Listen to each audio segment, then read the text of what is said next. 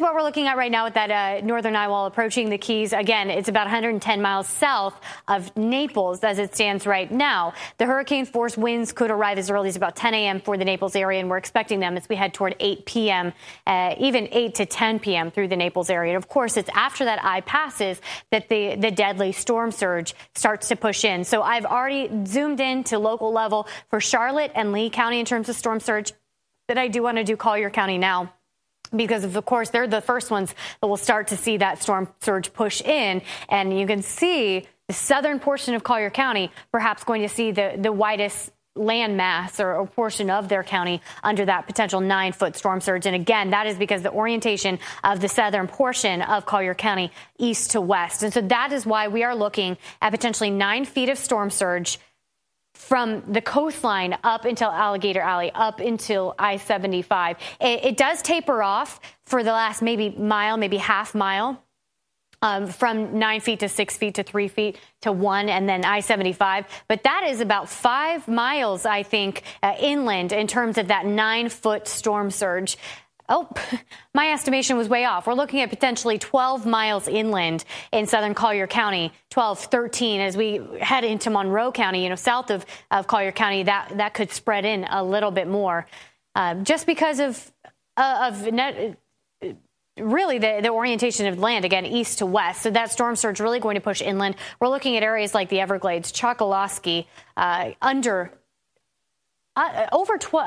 over 9 feet of storm surge at times. So any homes in that area will be full to the first floor in terms of that storm surge water. And we could potentially see up to 15 feet of water in some of these spots. So the southern portion of Collier County, you can see 12, 13 miles inland is just absolutely incredible in terms of the force of the storm surge. And this goes as far north as about Alligator Alley. It seems to be right around the bend of I-75 that we see the cutoff point in terms of storm surge. So let's go a little further north here and show you where, honestly, most people live in Collier County.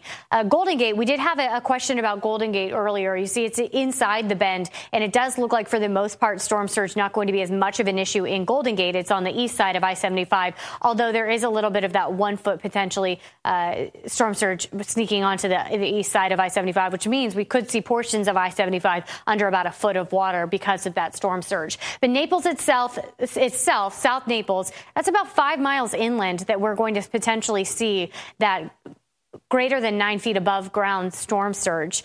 North Naples, you see it's just mainly the beach areas that could see the 9-foot storm surge. It does taper off as you head on to the other side of perhaps Vanderbilt, I believe is the street in North Naples.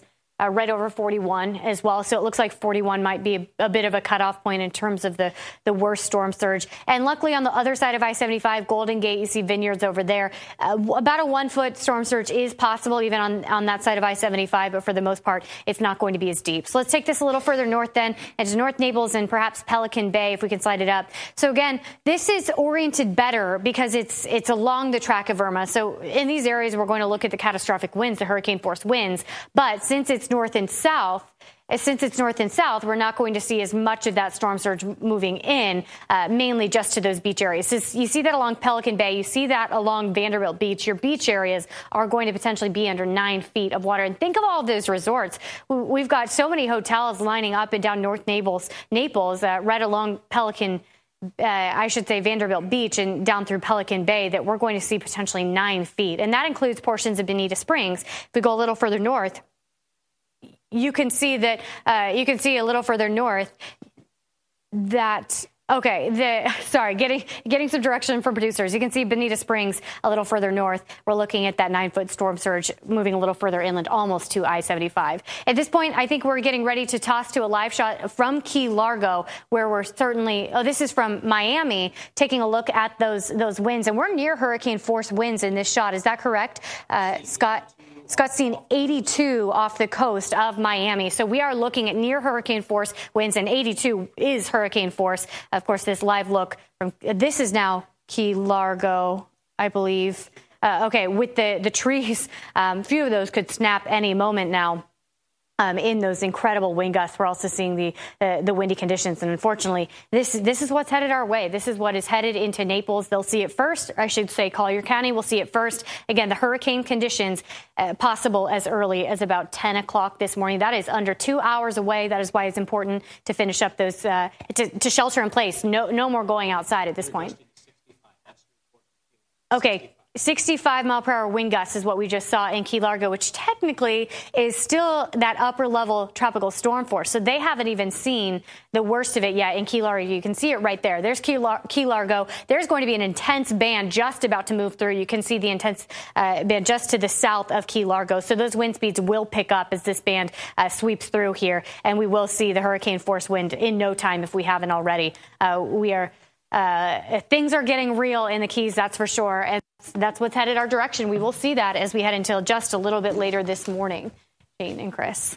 All right, Danny, you've been talking about hurricane force winds. Again, time frame starting around 10 o'clock. As early as about 10 o'clock. As early as 10. Because remember, it extends 80 miles outside of the center, but that's doubled when you're looking at both sides of the center, right? So that hurricane force wind field is 160 miles across. That's a massive. Wow. That's wider than the peninsula, and that's why there's hurricane force or hurricane warnings coast to coast, because that wind field is wider than the peninsula is. Just not going to stop for a long time. Right, and we're looking until in Naples 8 to 10 at night, so we could potentially see 10, 12 hours of sustained hurricane conditions. The worst over after about 10 tonight for Collier County? In terms of wind. Okay. But that's, remember, the storm surge will be moving in. So in terms of wind for Collier County, the worst of it will be over around 10 tonight, but the tropical storm force winds will continue into overnight into early tomorrow morning, because that wind field is 220 miles outside of the center, double it, 440 miles wide.